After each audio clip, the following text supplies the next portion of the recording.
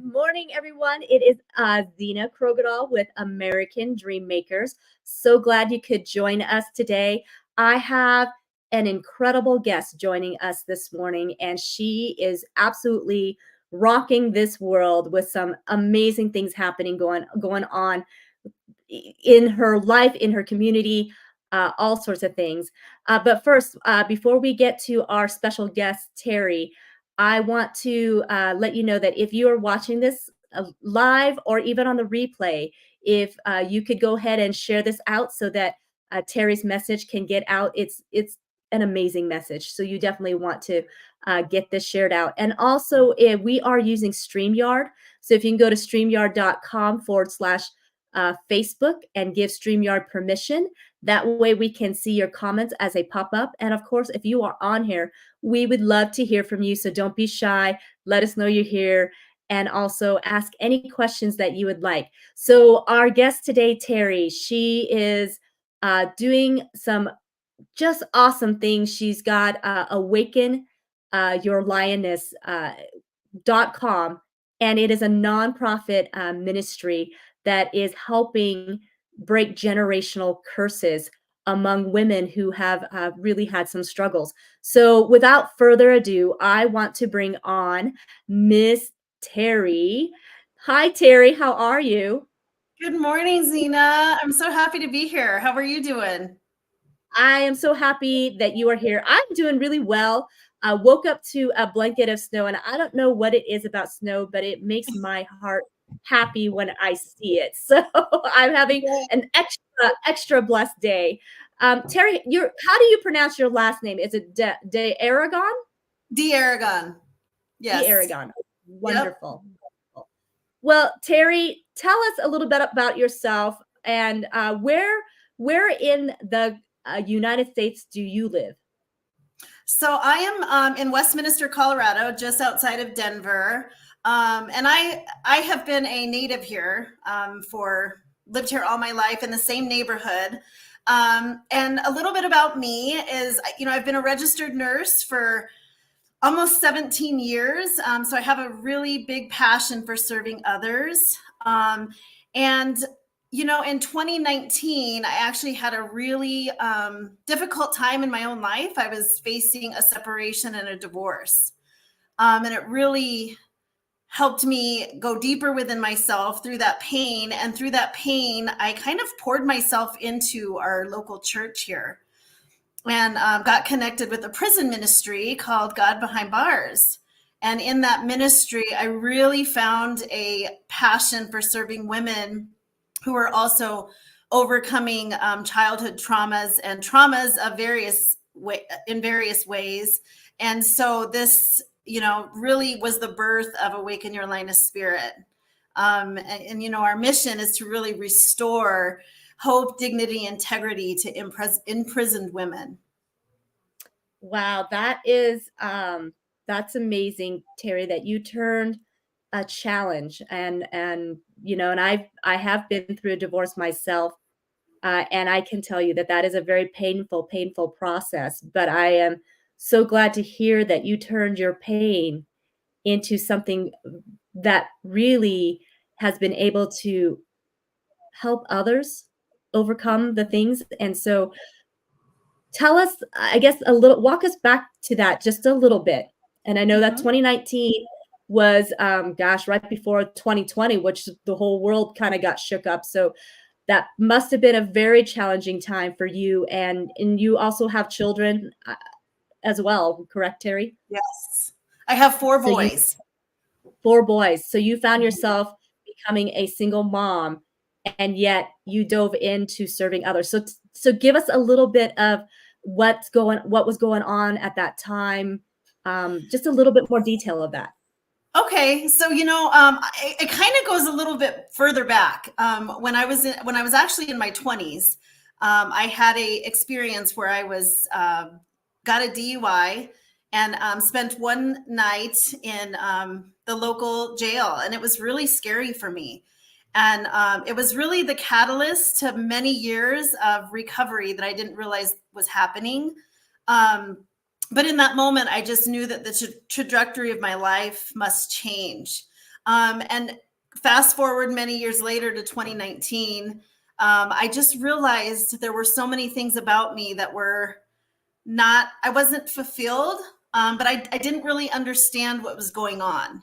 And, you know, I think of trauma, and when you mentioned 2020, you know, I think trauma, people don't realize what trauma is. And it can be as simple as an event like 2020.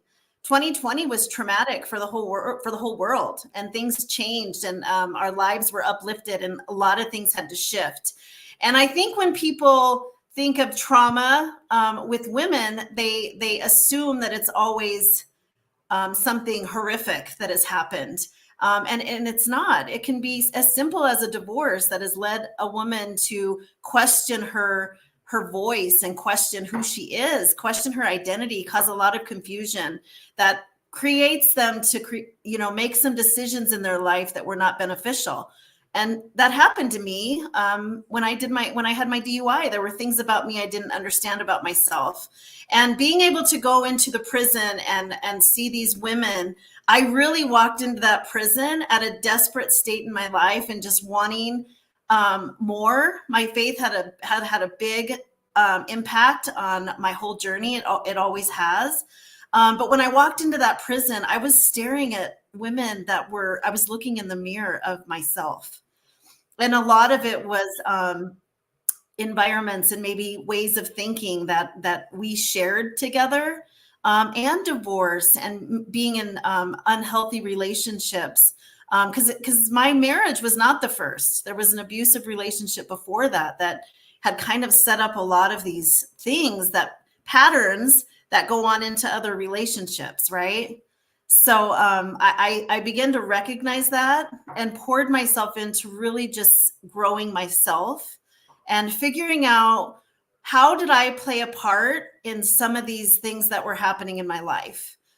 Because that was it, taking radical accountability for my actions and for the part that I played. And then not trying to do anything outside of myself or trying to fix anyone or anything. It was really going to work on Terry, looking in the mirror and saying, okay, what is it? What are some things about myself that I can change to create some different experiences and therefore change the generations that follow? Which, as mentioned, I have four adult boys and now five beautiful grandchildren. So, and 3 of them are granddaughters. So I really want women to get back to who they were created to be, really embrace and embody the essence of who they are, and create that change in their life. And I just truly believe in my own life, I'm a living, breathing experience of it, but you can have happiness and you can have it all. Just like you say here, American dream makers, you can have it all despite things that have happened in our past. The past is the past, and there's a future before us. And I truly believe that in some of the most painful seasons of our lives, that we find the most purposeful reasons for our life. And it's just really digging deep and doing the work and believing in faith that everything is working out for our good. Wow, that's beautiful, Terry. That is such an amazing thing, that when you found yourself going to jail yourself and spending some time there, and I'm sure that was a lot of self-reflection of, how did I get myself here, is what it sounds like you were saying. And then to take that self-reflection and move forward. Would you say that your inspiration to get it together at this point were your children, or what would you say was that pressing moment that said, I've got to get my life together? It was my children. I remember it was in 1996. And I remember, and thank God that it was just a night in jail, but that was enough to scare me, to say, I've got to do something different. I'm not headed down the right path. And to be honest with you, back in 96, if I would have gotten the DUI today, it probably would be some time in jail, because they're a lot stricter on those things. So I don't think that I always just feel like it's a way that God's reminded me of what he kept me from by serving these women, But yes, it was my children. I remember being so heartbroken because it involved a car accident and I lost my car. And I remember that year having to walk my kids to the bus stop and stand in the cold for them and that with them. And that was horrific for me, that something that I chose to do now had an impact on my children. And I didn't know that come into 2019, it was still going to be that. Like all these years, it was always my children of, having that experience with spending a night in jail and getting the DUI, but then deciding to really shift my life and go back to college and get my nursing degree and really just change the whole trajectory of my family. And so, yes, I would say that experience alone had such a profound impact on the direction in which my life turned. Wow, that's awesome. And then you had mentioned that you got very involved in your local church after your divorce. Now, were you a churchgoer prior to that, and there was a period that you weren't? Tell us a little bit about that. So I've always, my parents, my grandparents always set the example of being a believer. Not always consistent, but I always knew where to go. When times were tough, I always knew where to turn. So no, it was actually 4 years before our separation and divorce that we started attending a local church here, Red Rocks Church. And it was just this profound moment in 2015 that I had in my living room. And it was at a time of desperation where I was just seeking change. The pain was getting so unbearable that I was ready to do whatever it was going to take to change myself. And I didn't know what that looked like. And I had just a profound moment in my living room. And I call it the Holy Spirit moment, but it changed my life. And looking back since that day, my life has never been the same. And together we were going to church together, but I just felt like I continued to just really change and want something different. And I just feel like when you have those moments of transformation, not everybody comes along, and I think it's okay.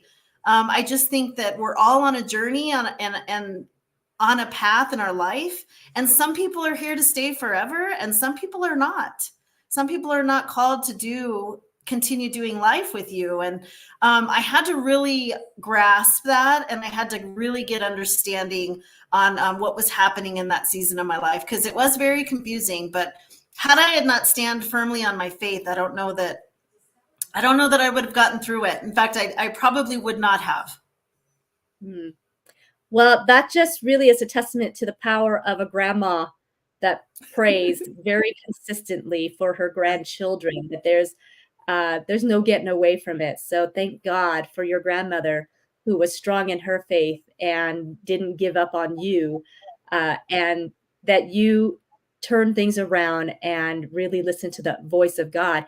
And then you found yourself in church and you got signed up for the prison ministry. Now, was that something that you said, oh, there's a prison ministry, I want to sign up? Or how did you end up in the prison ministry? So it was so profound. Like it was, and looking back in hindsight, I just see God's hand in all of it. It was in 2019 that I actually started going to Recover. It's a ministry through our church. And another thing I say about recovery, most people think, oh, it's substance abuse, it's this kind of thing. And, actually, it's like 2 to 5% that it's substance abuse, and most of it is life issues and not being able to navigate relationships healthy. And substance abuse can be a symptom of all these other things. So I got involved in recovery, relational recovery, and I started to really define some of the reasons of choices that I made. So it started there. I really felt a calling to go start there. And then in about the later part of 2019, they did a service where they went into the prison and they showed the live service. And I just immediately felt a calling to serve there. So by October of 2019, I had signed up to serve at God Behind Bars. And this was, mind you, 1 month after my separation. So 1 month after my separation, I was serving in that prison. And it was, I just remember the moment being in that prison and spending time with these women and really hearing this deep cry from a place of fear in them. And it was, what am I going to do when I leave here? And I don't want to go back to bad relationships and environments that got me here. And how am I going to support myself? And, housing was this really scary cry. And recidivism rates here in Colorado are at a tremendous high. So I really felt, I just kind of stood there and said, okay, God, what can we do together to help these women? And it was by February of 2020 that it was very clear that it was housing, and it was help these women with some affordable transitional housing. And it was a scary call. I didn't know how this was going to look, but I immediately said yes. And I said, I don't need to know everything. I know you're going to direct my path, but yes, I say yes. So that is really how Awaken Your Lioness Spirit was birthed. That's incredible. Incredible, for sure, taking that leap of faith. So tell us that process then. So now that you said yes, how did you go about fulfilling that mission? Oh man. I always say, if we are told what the journey is going to look like, we would probably not say yes.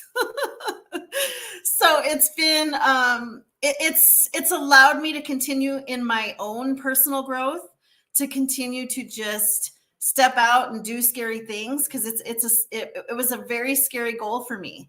I didn't know anything about starting a nonprofit or what that even looked like. So I reached out to some friends that connected me with people that could get the ball rolling, and we could get this going. And so now, fast forward to now, I've been able to really get involved in some halfway houses here back home. And I'm passionate about not just serving them with housing, but really helping them with their mindset. Because mindset is what really, when I understood that some of the experiences that were happening in my life, I was actually recreating. And I didn't understand the way that my thinking played a part in it. So as a nurse coach as well, I also donate my time to these women coming out. And right now getting ready to launch a course into a Project Elevate, which is a halfway house here in Colorado, and really be able to take them through things that I learned about my mind. And then not only that, recovery is a big part of our program. It is a 12-step Christ-centered recovery program. And in this space, this is really where the mirror is put up to us with all the love and grace. But looking at the depths of ourself is where the healing and change really happens. Wow. It just wow. I really applaud you on so many accomplishments that you have made. One, just sticking with recovery, know that that is a step, and not, I mean, unfortunately, not everybody fully recovers when they go into recovery programs, right? The percentage is actually, unfortunately, a lot smaller than we'd like to see it. And so I just give you many, many applause that you have been a success statistic with that. And two, that you are just pouring out so much of your heart and passion to others and helping them.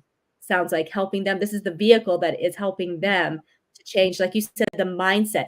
And when you're saying all of that, the Bible does talk about so much about our minds and renewing being transformed by the renewing of our minds, and daily renewing our minds. And so when you read those scriptures, there's so much on there about renewing your mind, about changing your mind, changing your mindset to set your things on the things above and not the things here, and to be present in today and not worry about yesterday or tomorrow. It's so interesting to me you know, that now I don't know, I guess the secular world has caught on to the mindset thing and has taken it to different ways of achieving it. But yet, this was something that was set from the very beginning when God created the world, that He knew we were going to struggle with our mindset. Yeah. So I love that you are out there really helping others put that into practicality. Because would you say that, you know, reading it in the Bible and saying, okay, yeah, I need to change my mind. Yes, I need to renew it. But then sometimes um, people can feel like, okay, but how do I do that? Would you Mhm. say that? Yeah. Yes. So then, And that's funny that you say that, because part of my journey was also in 2019 hiring a mindset coach. And it was so profound as he was teaching me things. And I was actively in recovery at this time. But I started putting together what he was teaching about the mindset and the science part of it exactly to scripture. And I just thought, but you're right. Like, what is renewing the mind? And how do I even begin doing that? Because so often, and we find this with these women, is that, and it was true in my case also, I didn't know some of the things that I believed weren't true.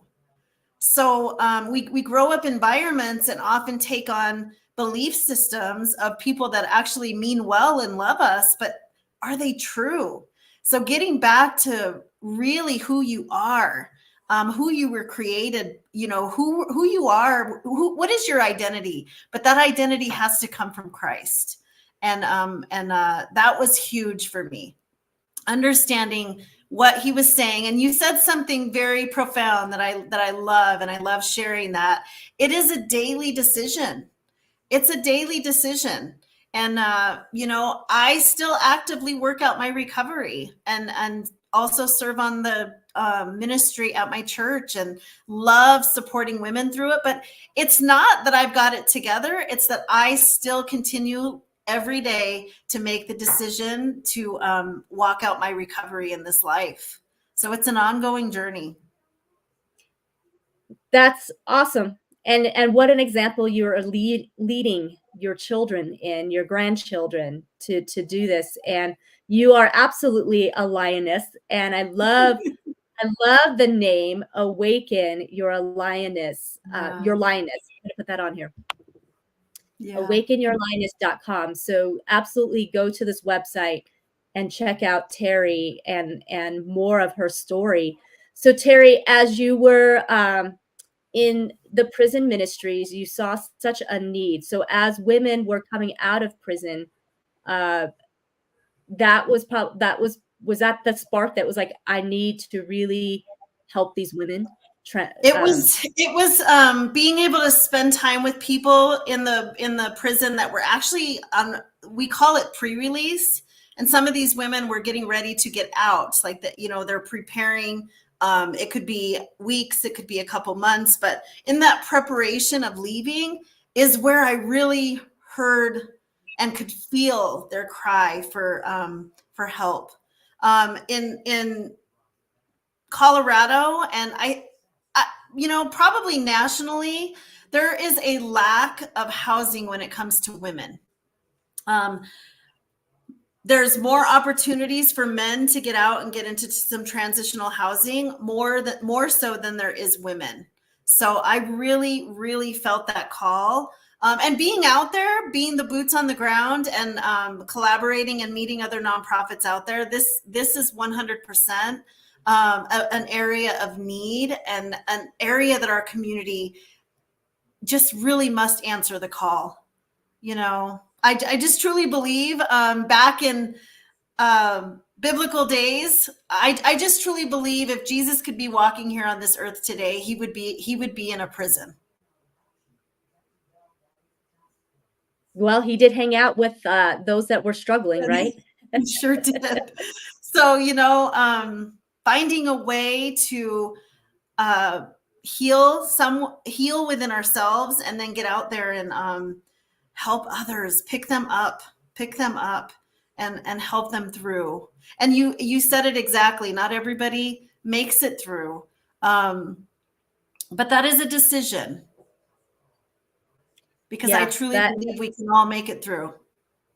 Absolutely. Our mind is so strong. And I think our enemy knows, and that's why he messes with our minds first, and in any warfare, and even in sports, that, your opponent always goes for your mind first, right? I was watching that movie about Venus and Serena Williams, and I think the movie is called King Richard. And and in that match of Venus, when she she gets back in at 14, playing a professional tournament, and she's about to win, and her opponent does basically trying to mess with her mind and calls pretty much a timeout and goes to the bathroom for a really length of time to stir her up. And so I'm watching this like, wow, that is so true, that our opponent knows how much if they can get into our heads and really mess up our mindset, then they have us and they already have the victory.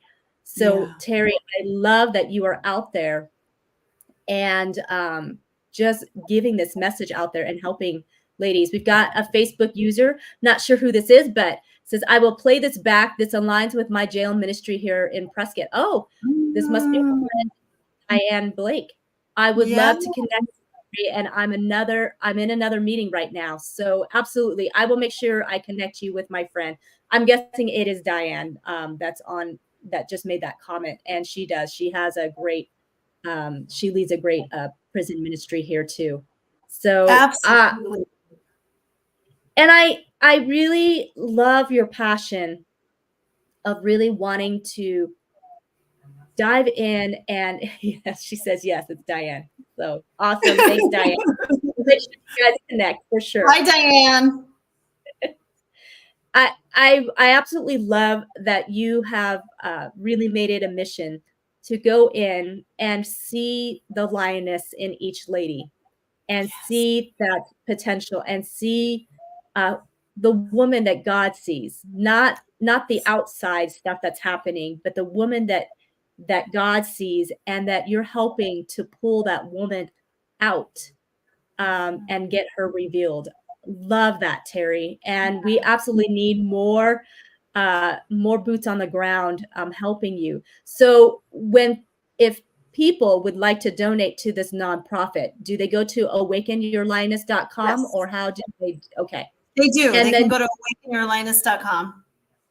Okay, great. And I also have, if anybody wants to connect with me, I do have a digital business card, and it's Terry, TERRY, biz card.com. And you can actually just set up a time to chat with me. But you can get all of our social media accounts, and the website is on there as well. Great. I went ahead and put it into the comment section, terrybizcard.com, and then I'm going to go ahead and have it scroll through the bottom here so that people can see as well. terrybizcard.com. Absolutely get a hold of Terry and have some deep conversations with her. Terry, how do you raise funds? Is it strictly just donations, or do you do fundraisers? How do you raise funds? So we have done, up to this point, it's been fundraising. And then, I many years ago joined a skincare. I was a skincare associate for a company, and all of my profits continue to go into that. So fundraising and that, and right now we are just now starting to go to state and local officials and ask for funding, kind of align with the initiatives, the reentry initiatives, and really get some help. And then just collaborating with other nonprofits in the way that we can support each other.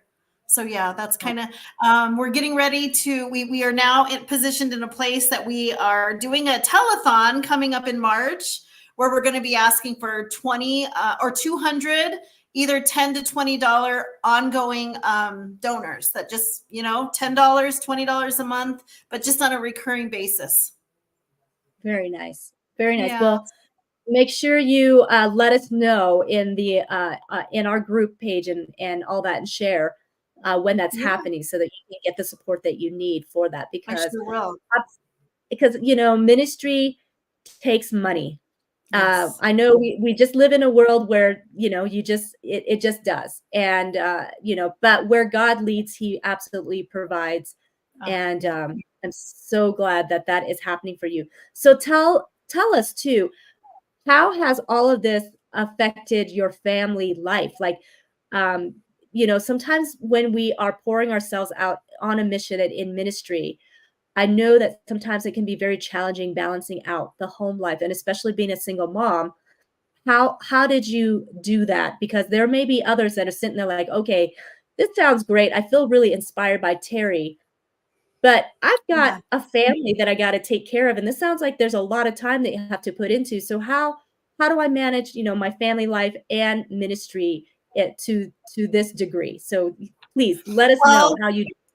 for me, when we did go through our divorce, their dad was always present in their life, and really was. There were a lot of happy moments throughout our 26 years of being together. But so my youngest was 18 when we were going through our divorce. So and my other three were out of the house. So they were older. So that really wasn't an issue, too much of an issue. And now I'm still single. So it's I kind of am blessed to be able to have the time to do this. But I do still work full time as a registered nurse. So it does take planning. It takes planning. And, I've had to really learn, and this was another part of my recovery, is that I had to learn how to set boundaries and really schedule things that were important to me. And I am very focused and passionate about helping these women. So everything that I do, revolves around that. And if it's not something that I can have the capacity or the width to do, I've learned to say no to things. So no is a complete answer. And sometimes you can't do everything and do everything for everyone. So this is where I'm focused and moving towards. So my boundaries have become very clear when it comes to that. However, I do take Sundays to spend completely with my children. And I am very good and I've learned to be very good at putting some self-care in there. And that is getting out in nature and doing things for myself, things that I love to do. And I love going for walks, being outside, being by any body of water. So I've learned doing ministry and especially serving the sick in the hospital, that you've got to find an outlet to fill your own cup. Because if you're not filling your cup, then you're pouring out from an empty one, and it can be a way of burnout very quickly. So I've had to experiment with what that looks like in my own life and where I am comfortable with and where I find peace. But the other thing is I've really learned to listen to how I'm feeling. And if I'm feeling anxious or feeling some type of way, I think so many times we underestimate our emotions and we think that we don't listen to them. So getting better at listening when this doesn't feel good and I'm getting in my head a little bit, then maybe I've taken on a little bit too much. So really paying attention to what my body is saying, what my spirit is saying. And I tell you, I'm so fulfilled and content and passionate when I'm serving these women and serving on these various ministries. So Awesome. Uh, as you were saying that, as I was thinking, Jesus said that the two greatest commandments was to love God first, and then to love your neighbor as you love yourself. And so here's the thing that I think some people miss is that to love your neighbor as you love yourself, that means you have to also learn to love yourself. yeah, And in this world, there's a balance, because sometimes you can love yourself so much that it's selfish and you're not giving to anybody else other than yourself, right? So God knows the right. heart. So we get to check a Yeah, heart, because some people give, but it's not necessarily for others' benefit. Some people give because it's their own benefit. But yeah, really, to truly give the way that you're giving, I'm glad that you mentioned that you had, making sure that you take care of yourself, because I think, and especially for a lot of women, because we are very nurturing by nature, mm-hmm.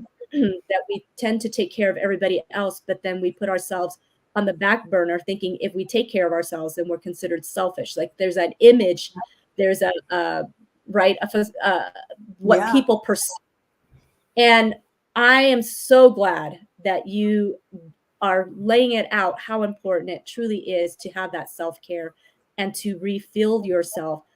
So tell us a little bit more. I want to hear a little more.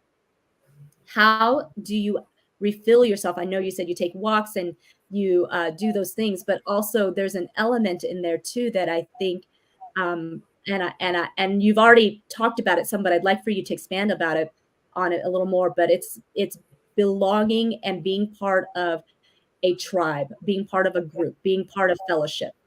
Yes. So I want to go back to something real quick before I answered that. When you said, really being the example, I think is so profound as women, because when we can, I think sometimes you're right, as a nurturer, and we believe what culture tells us, that we're being selfish and that it should be about our kids and it should be about our spouse. And women tend to go care for everybody else but themselves. So I think for me, it was receiving the love of Jesus first and knowing that it's okay to love myself and it's actually something that I should do. But when you said that scripture, love ourselves the way, love others the way we love ourselves, we so selfishly can get into a gray area of loving ourselves overly. So that is how, when we know that, that is how he wants us to love others, is to love ourselves just as much as we would love ourselves. But I think as women, when we can get to that point, we actually give permission for other women to do the same. And when we're an example, it frees them up to say, oh, and they can go out and find their own calling and be able to be passionate about it. And I'm sorry, what your question was again?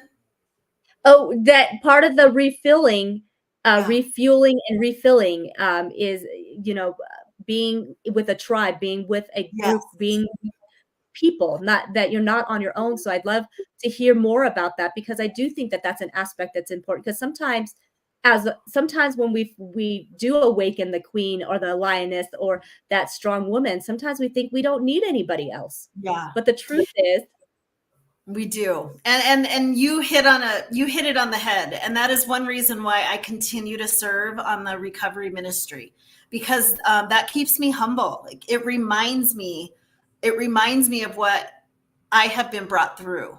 So keeping myself humble and being able to see that other people are going through the same thing.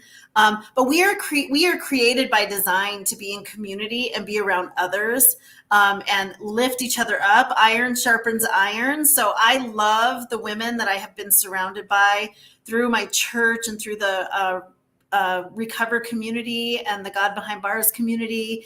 I could not have made it through so many things in my life without that tribe. Quite clearly, I felt like when I was going through my separation and divorce, everything that I had known had been pulled away from me. And I just remember this profound moment saying, I've lost me, just habit of being a victim. This has happened to me. I've lost everything. And you've taken everything away, just really battling with God. And I just remember this profound moment, him saying, Terry, I've removed some of these things from your life, but look at the people that I've brought in. And I found so much gratitude in that moment that going through some really hard times during that time, there was never a time I didn't have somebody that I could reach out to. And it was just such a blessing for me. And when you're talking about in the nonprofit sector, I have collaborated and been able to talk with so many amazing other nonprofits that are doing things on other levels. But the way that God just communicates and sets you up with people that are doing different things that can help you in this part, so that we can just focus on the housing and on the recover part and the things that we're helping them with. But we can get people to come in and help with financial literacy. We can get people to come in and help with resume writing and applying for jobs, and getting people to an exercise facility because they offer that to imprisoned women that are coming out. So it's just so amazing how he's just set it up so that we are to be resourceful and use one another. We don't have to do things alone. And I truly believe that when we get into the heart and have the heart that we can do it alone, then we think that God can only use us. I think we're missing it, because God is inviting us in, but he can bring anybody in. So just being grateful that I'm even a part of this and that this is my life and that I get to go help other people. Mm. I just love all that you are sharing, Terry. What an amazing, amazing woman you are. And I can see the joy absolutely on your face and all around you. And so one of these days, I'd love to meet you in person. That would be Yeah. so much fun to do so. I just, I love these kinds of ministries because you're right in that Jesus always loved those who were struggling. That's who he came for, right? Yeah. He said that he came for the lost. He didn't come for those that were, already had it together. Yeah. And and not only that, but I think of like the stories when you're talking about being in prison and how God can use you even there. I think about the story of Joseph when he was, sold into slavery by his own family, his own siblings, and then he ends up in jail for something he didn't even do. Like he wasn't even guilty of the crime that he was, sentenced for, and yet Mhm. in that time, and God left him there for a time. Like it wasn't immediate that he was taken out of there, but there was a purpose for all of that. And even in prison, he was ministering to the people around him. And it's beautiful, that God sends people like you into the prisons to minister to people and meet them right where they're at without judgment. Because Yeah. that's the hard thing, right, Terry? I mean, you've been there. Yeah. It's hard to, and I'm so glad that you are so open and vulnerable and telling your story that I was in jail, Mhm. and because that isn't something that you had to share, but Mm-mm. yet your vulnerability and to share it, I think adds so much more to the testimony of who you were and who you've become and who you are becoming, and Yeah. being able to reach those women, being vulnerable and letting them know I've been where you're at says Yep. so much. So just to say that, God absolutely uses all situations, Mhm. as the scripture says, that he brings all situations for good to Mhm. those who are called Yeah. according to his purpose, to where it Yep. almost seems like it wasn't an accident. Like, all the decisions that we made and even the wrong moves and the wrong decisions, somehow he makes it into something so beautiful, gives you beauty for the ashes that you've had in your life. Tell us, Yes.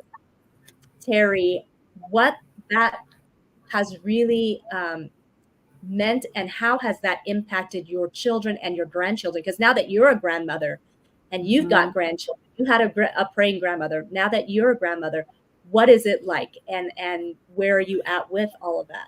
Oh, you just said God turns everything for good. And he absolutely did that in my life. I was so desperate and hungry for change. And I just think at those weakest moments is when God is the strongest in our lives. And I wanted change so bad. I think when we become so desperate, that is the greatest place to be. It might be the most painful and you can't even see yourself out, but I just believe it, and it was in my own life. That was the greatest place for me to be. It was when I went inward and I relied completely on him. But I allowed him to do the work through me. And that was taking on forgiveness, learning what forgiveness was and how I navigated that and how I turned from this victim mindset to really being able to say, this did not happen to me, but this really actually happened for me. And being able to trust that he knew everything. He knew that what was going to happen to Terry in 2019 and the journey that she's been on was no surprise to him. But just embracing that everything, even the bad moments, are happening for us. And there's a greater purpose and a bigger story that he's telling. And it's always, I think, like going back to us thinking that it's about us, right? There's such a bigger story that that you're ministering to others by your walk. And when it comes to my children and my family, he has restored every relationship in my life. I had caused a lot of pain and strained a lot of relationships throughout decades of my life. And to be able to go through recovery and make amends with those relationships freed not only them, but it freed me. And that was true freedom. But, you know, it spoke to my children in their own way, and they all have their own walk with the Lord. And that was a true gift for me. Because I was this legalistic mom that tried to say this with scripture, and I wasn't walking the walk for a long time. So I think I deterred my children for a lot of years. And then when I stopped talking and I went through this really painful season of my life, I became a doer. And they watched me where I turned, and it was my faith. And I started to be the example of walking out what it is to be a Christian and what it means to be a believer, and actually lean on the truth of his word and believe his promises. And as they saw those come through, and it's inspired my entire family. And to see that they have their own walk and their own journey with their creator is just a dream come true.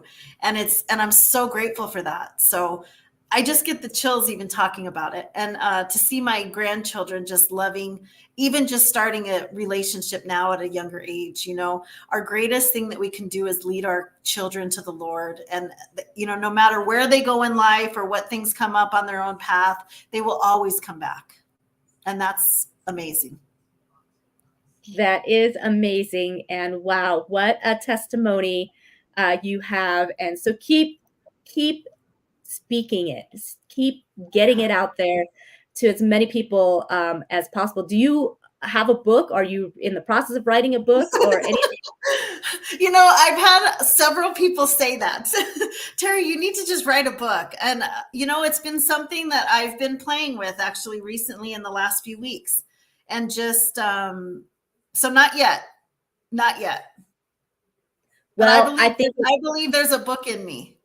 There is a book in you. There absolutely is probably more than one book in you, for sure. And it's one of those leap of faiths again, and getting out of your comfort zone, which you've been doing. So I don't see this as a hindrance whatsoever.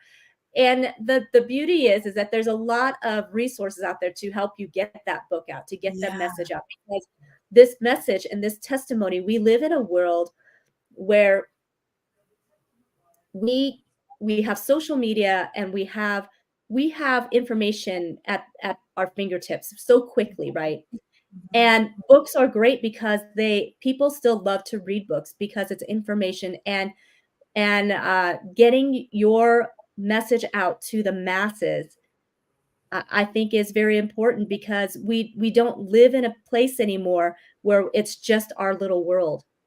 Mm-hmm. You know, we can go outside of the walls of Westminster, Colorado. Yes. You don't, just because you grew up there and you've only stayed there doesn't mean your message only has to stay there. It can absolutely reach globally and inspire others. And why not?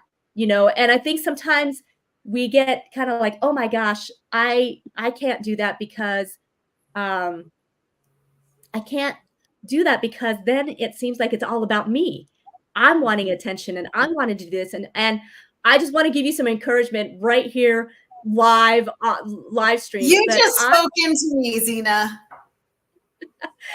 But I just feel like you know, I just need to share that I struggled with some of that too, and that, gosh, I'm just, you know, I don't want to make it about myself. I don't want to do live streaming. I don't want to be posting content on social media, because what will my friends think? What will my church think? What will my family think? They're going to be like, my gosh, she's all about herself. You know, look at her. She's just constantly posting and being live. And who is she to think that she can have a podcast show, and, you know, that people can see?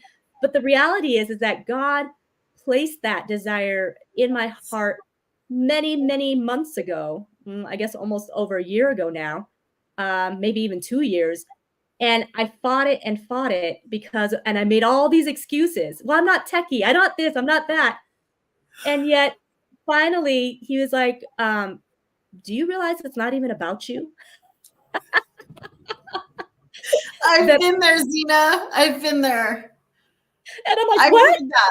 I'm like, I'm making it about me, and it's not, it's not my power, it's your power. And so, yeah, I've been there. Exactly. And exactly. And so I just want to encourage you that there is absolutely a book in you. And I think your message absolutely needs to get out there because it's just beautiful. It's beautiful that you are reaching and because you can't do it alone. We know this. So No. you're able to reach the ladies where you're at, but there's prisons all over.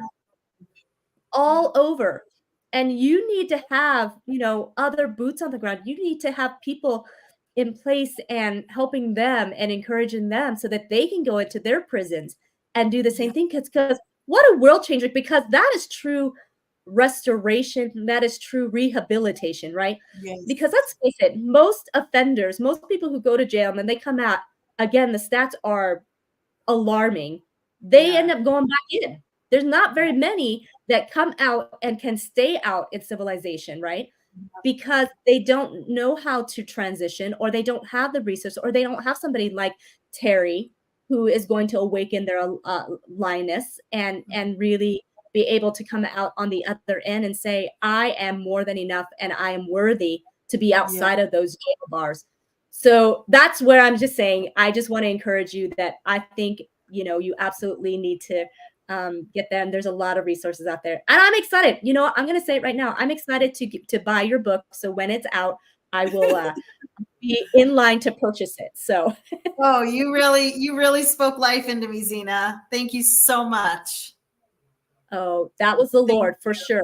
Yes. So, and thank you everybody for being here. And if you Yes. found this message to really resonate, or you found value in this message, which I don't know how you could not have found value in this message, please share this out. The power of social media to get the message out is so powerful these days. In fact, they say that it's even more so than the national TV channels, out there, that we can have a much bigger reach even just by sharing. And so Terry has an amazing message. She's an amazing woman, and I want others to be able to know who she is and connect with her and help her nonprofit, because it takes money to get the mission, to continue the mission.